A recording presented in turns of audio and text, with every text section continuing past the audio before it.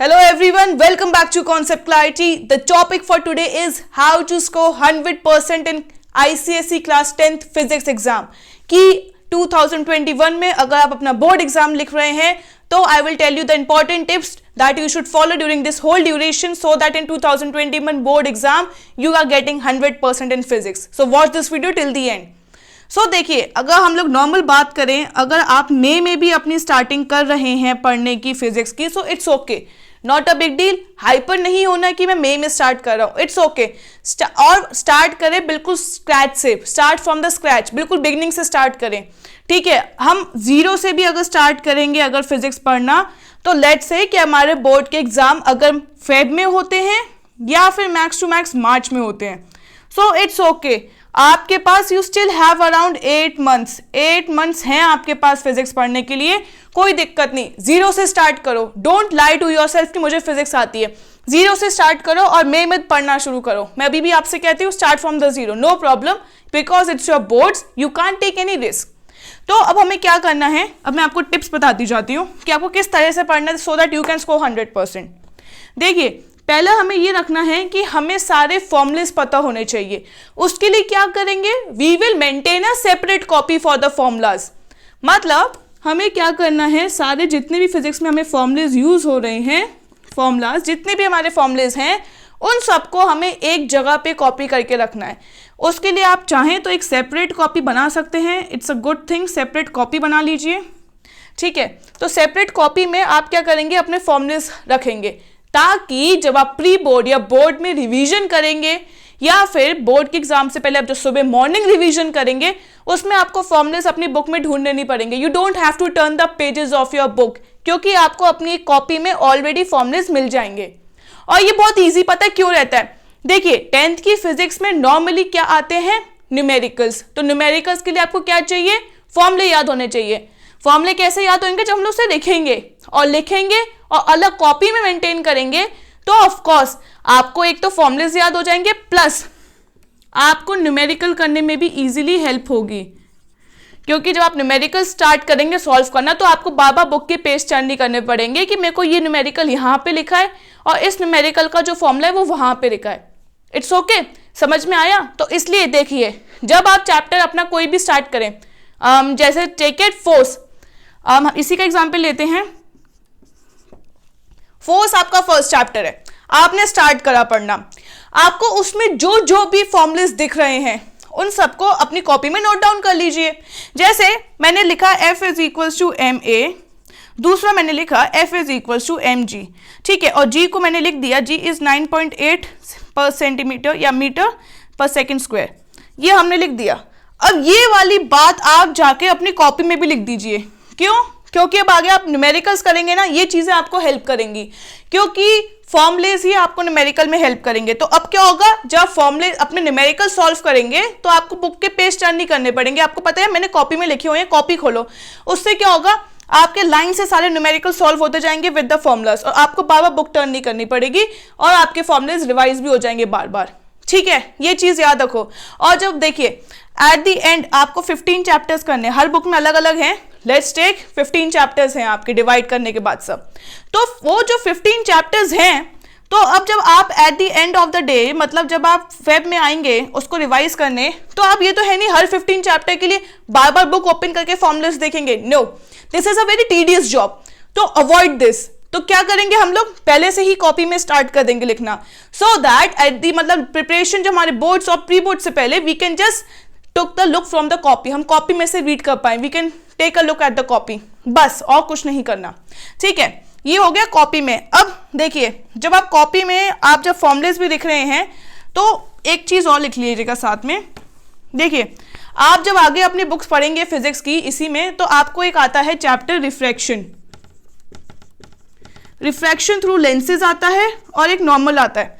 उसमें क्या होता है, न्यूमेरिकल्स होते हैं as well as some diagrams that are very important. जैसे फॉर एग्जाम्पल की कॉन्वेक्स लेंस था, इमेज थी एट आई, और ऐसे इस तरह से प्रोजेक्ट होके हमें कहाँ करना है, उसके फिर हमें यूजेस लिखने पड़ते हैं, और इमेज की कैटेगरी, वो क्या क्या कैरेक्टरिस्टिक्स होती हैं जो इमेज यहाँ पे फॉर्म होती है, उसके हमें कैटेगरीज वार लिखनी होती हैं. तो क्या होता है कि ये चीजें भी ना बच्चा भूल जाता है कि मतलब जब क्या कहते हैं image was placed as 2i, image was placed at i, image was placed between the pole and the circumference, तो ये चीजें आप भूल जाते हो लास्ट डे तक।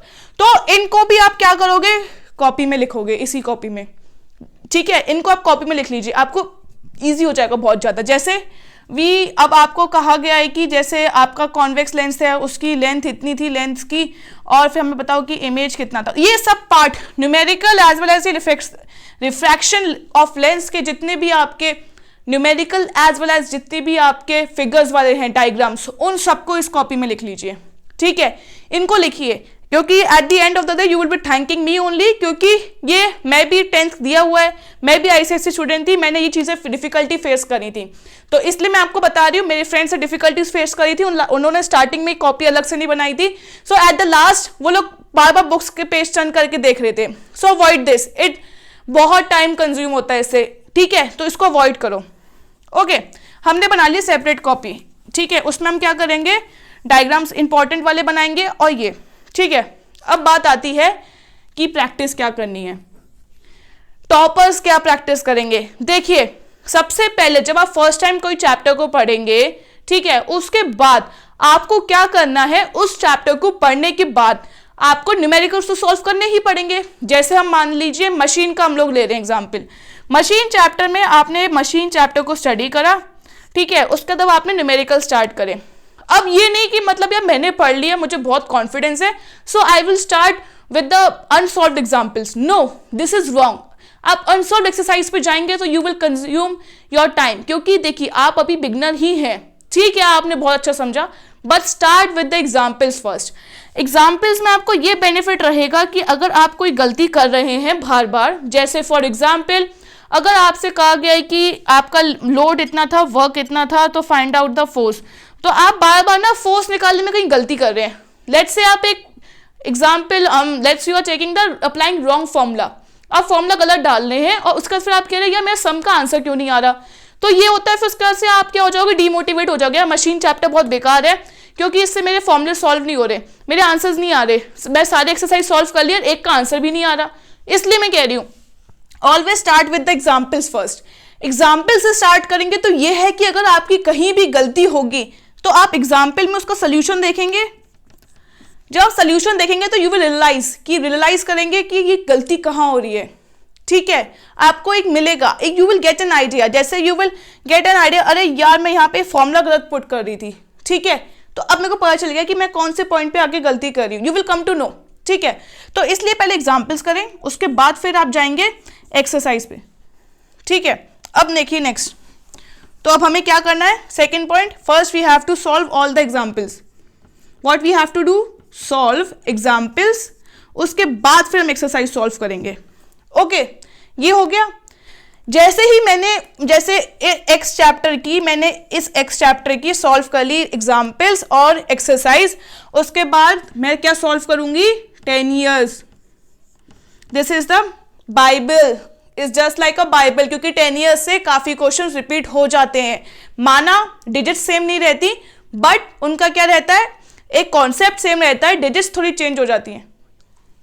तो इसलिए मैं कह रही हूँ, इससे आपको आइडिया हो जाएगा कि 10 years में आप कहाँ गलती कर रहे हैं। क्या आपने चैप्टर प्रिपेयर कर लिया, तो अगर if you are able to solve 10 years then your preparation is perfect, but अगर आप अभी भी 10 years के सम्स नहीं सॉल्व कर पा रहे, मतलब there is a lack in your preparation, you are lacking somewhere in your preparation, क्योंकि आपका अभी भी पूरा नहीं हो पाया, क्योंकि because you are not able to solve the 10 years, तो मतलब आप आईसीएसई की अभी लेवल ऑफ डिफिकल्टी को मैच नहीं कर पा रहे, आप अभी भी कहीं ना कहीं यू आर लैकिंग समथिंग, कुछ है, कुछ गलती हो रही है आपसे, तो इसलिए 10 years is the must.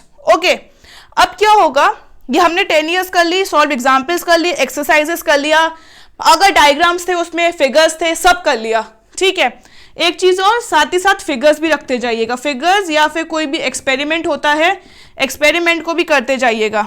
Okay, अब हमने ये कर लिया, अब क्या करना है, ये जो कॉपी थी ना, इसको 2 पार्ट्स में डिवाइड कर दीजिएगा, एक तो formulas as well as your reflection through lenses के डायग्राम्स।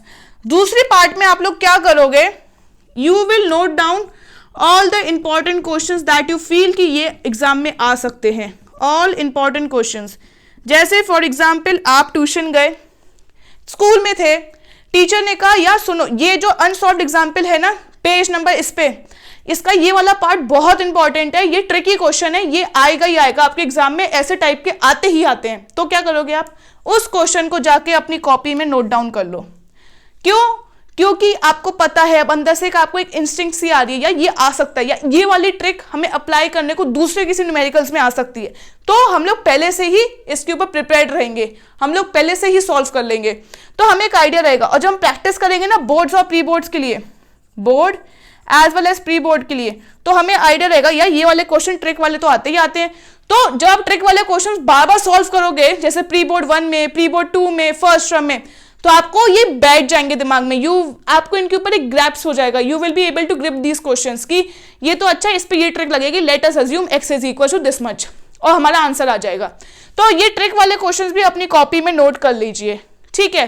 तो इससे ये रहेगा लास्ट मोमेंट पे you won't be turning the pages, या सर ने वाला मार्क करा था, बताइए फोन करके आप, you are asking your friend please tell me which question have sir asked us to mark, no, क्योंकि आपके पास ऑलरेडी होंगे, this will save your time, ठीक है। इंपॉर्टेंट क्वेश्चंस, या फिर आप कह सकते हो ट्रिकी वंस, या जिसमें आपको भी लगता है, जैसे देखिए हर चीज, you can't go for the spoon feeding कि every time teacher will tell you कि ये इंपॉर्टेंट है, जो आपको लग रहा है कि इसमें ये ट्रिक लगी थी और मैंने इसको फर्स्ट टाइम में सॉल्व भी नहीं कर पाया, सेकंड अटेम्प्ट में भी मैं सॉल्व नहीं कर पाई, तो आपको एक आइडिया मिल गया ये वाला क्वेश्चन में जब ये ट्रिक लग रही है तो मैं इसे सॉल्व नहीं कर पा रहा, so I will copy this in my copy, क्योंकि इसमें मैं फर्स्ट अटेम्प्ट में मैं इसे सॉल्व नहीं कर पा रही। ओके, ये हो गया। नेक्स्ट, आपको कीवर्ड्स पे फोकस करना है। यही एक डिफरेंस रहता है एक टॉपर के बीच में और एक एवरेज बच्चे के बीच में। Keywords are most important. कैसे? ये देखिए, जैसे हम लेट से कि इलेक्ट्रिसिटी था, करंट था, तो करंट का आपसे कहा कि फॉर्मूला बताओ, आपने बता दिया, ठीक है। या फिर ओम्स लॉ का आता है, Ohm's law is equal to V is equal to I R, ठीक है। अब क्या हो रहा है, क्या सिंपल है कि current passing through the wire is directly proportional to the voltage applied, ठीक है, अक्रॉस द टू एंड्स, ठीक है। अब क्या करेंगे, जो टॉपर्स हैं वो तो एग्जैक्टली वर्ड बाय वर्ड एक कीवर्ड्स फॉलो करेंगे कि according to Ohm's law V is directly proportional to the current flowing in the wire and this could be represented by R is resistance, so V is equal to I R. Topper तो directly keywords लिख के काम खत्म करेंगे, but जो average student होगा they will make stories around कि when there is a wire and we apply the voltage at the two ends, then the current is flowing through it and the current is found to be directly proportional to the voltage। ये बहुत कहानी है, you have to be going to the keywords। तो keywords are the most important things, क्योंकि देखिए you are writing an ICSE paper and this is your physics paper। physics paper में आप you don't have to write the story, this is not your history paper or English language paper where you have to write essays। you have to be to the point and specific, क्योंकि 3 से 4 marks का ही आता है, तो specific रहना पड़ेगा। you have to be specific कब रहेंगे, जब आपको keywords याद रहेंगे, then only you will be specific, else you are not specific। तो कीवर्ड्स याद करें और यही फतेह एग्जामिनर पे एक इंप्रेशन डालेगा, yes this kid whose copy I am checking is a topper or not a average student, it is above average student, क्योंकि keywords और डायग्राम्स ही आपको बताएंगे how you can be an topper, उसी से पता चलेगा। और नेक्स्ट टिप मैं आपको बताऊंगी कि practice as much as you can, जितना प्रैक्टिस करोगे उतना आप पे फिजिक्स पे आपकी ग्रिप स्ट्रांग होगी, then only you will be able to take a grasp on your subject। तो प्रैक्टिस करें, जितना प्रैक्टिस कर सकते हैं, फिगर्स की, डायग्राम्स की, क्योंकि बच्चे क्या करते हैं, रे डायग्राम उन्होंने सही बनाया है पर वो एरो बनाना भूल गए, जीरो, क्योंकि arrows are the most important thing. तो इन चीज़ों की प्रैक्टिस करना अभी से शुरू कर दो, practice as much as you can, और उसके बाद फिर make sure that you do the experiments, मतलब या फिर एक्सपेरिमेंट्स को you read the experiments very carefully and you perform the experiments very carefully. जैसे कई बार आता है एक्सप्लेन कि why we are using parallel resistance या फिर we are using parallel circuits in a house and not the serial, तो वो एग्जाम्पल से देते हैं कि हम बल्ब कनेक्ट करेंगे। सो मेक श्योर दैट वो टाइप के एक्सपेरिमेंट्स आप अच्छे से करें, कोई भी एक्सपेरिमेंट हो, जैसे to show the reflection of light in the water, इन टाइप के एक्सपेरिमेंट्स के figures you have to make sure you should learn them by heart. बहुत टाइम है, यू हैव स्टिल मार्च, अभी भी आपके पास टाइम है, अच्छे से पढ़े, प्रैक्टिस करें और मेक श्योर इन टिप्स को फॉलो करें। अगर आपने टिप्स फॉलो करे देन आई कैन, अब मेरे को लगता नहीं है कि you can't score more than 95, you are definitely going to score more than 95 in your exams. और साथ ही साथ जब आपके सैम्पल पेपर्स रिलीज हो जाएंगे तो सैम्पल पेपर्स को करना शुरू कर दीजिएगा। और at the end of December हम लोग मोस्ट प्रॉब्ली आपको पेपर प्रेजेंटेशन टिप्स ही बताना शुरू कर देंगे.